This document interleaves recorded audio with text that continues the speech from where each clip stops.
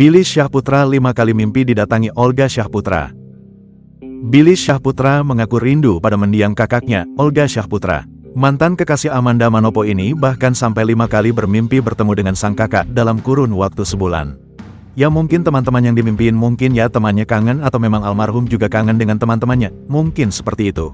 Karena sejujurnya lillahi ta'ala gue sudah hampir 4 atau 5 kali dalam sebulan ini loh, mimpi bertemu Olga Syahputra, terang Billy Syahputra, di kanal Intens Investigasi, Selasa, tanggal 2 Maret tahun 2024.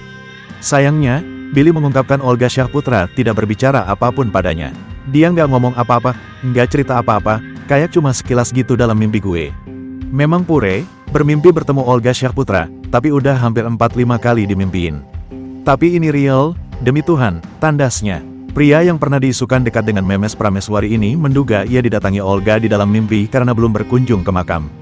Mungkin, ada maknanya, karena satu, semua keluarga gue sudah ke makam, gue doang yang belum ke makam. Memang karena kesibukan gue tapi gue selalu mendoakan untuk almarhum dan pastinya selalu mengingat sosok almarhum. Bebernya selain itu, Billy Syahputra juga menduga mimpinya tersebut menandakan dirinya yang merindukan mendiang kakak.